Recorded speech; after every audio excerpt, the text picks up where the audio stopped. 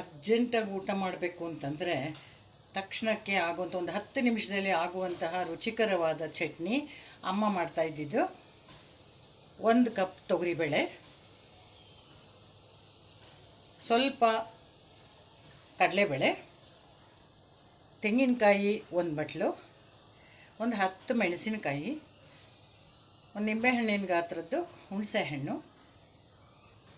ರುಚಿಗೆ ತಕ್ಕಷ್ಟು ಉಪ್ಪು, ಕರಿಬೇವಿನ ಸೊಪ್ಪು. ಇದನ್ನು ಬಾಣಲೆಯಲ್ಲಿ ಹಾಕಿ ಒಂದು 5 ನಿಮಿಷಗಳ ಕಾಲ ಕೆಂಪಗೆ ಬರೋವರೆಗೂ ಹುರ್ಕೋಬೇಕು. ಇದನ್ನೆಲ್ಲ ಕೂಡ ಒಂದೊಂದಾಗಿ ಮಿಕ್ಸಿಗೆ ಹಾಕ್ಕೊಳ್ಳೋಣ. ತೆಂಗಿನಕಾಯಿ, ಕಡಲೆಬೇಳೆ, ತೊಗರಿಬೇಳೆ ಚೆನ್ನಾಗಿ ಹುರಿದಿರೋದು, ಹುಣಸೆಹಣ್ಣು,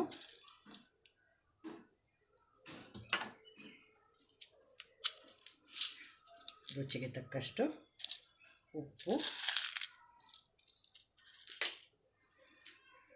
ಹುರಿದ 10 ಮೆಣಸಿನ್ಕಾಯಿ.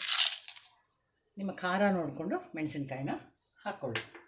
ನಂತರ 1 ಎಸಳು ಕರಿಬೇವಿನ ಸೊಪ್ಪು. ಇದಿಷ್ಟನ್ನು ಹಾಕಿ ಮಿಕ್ಸಿನಲ್ಲಿ ಚೆನ್ನಾಗಿ ರುಬ್ಕೊಳ್ಳೋಣ. ಈಗ ಒಂದು ತಡ್ಕ ಪ್ಯಾನ್ಗೆ 2 ಸ್ಪೂನಷ್ಟು ಕಡಲೆಕಾಯಿ ಎಣ್ಣೆ ಹಾಕ್ಕೊಳ್ಳಿ. ಅದಕ್ಕೆ 1 ಸ್ಪೂನಷ್ಟು ಸಾಸಿವೆ,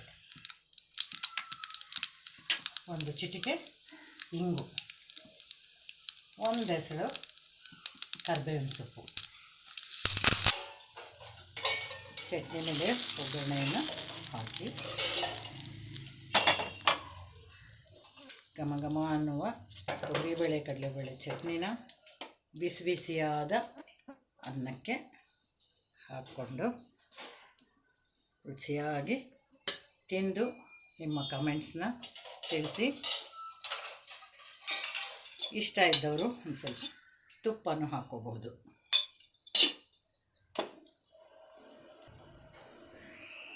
ನಿಮ್ಮ ಮನೇಲೂ ಕೂಡ ಈ ಚಟ್ನಿನ ಮಾಡಿ ಅದರ ರುಚಿಯನ್ನು ಸವಿದು ಕಮೆಂಟ್ಸ್ ಮಾಡಿ.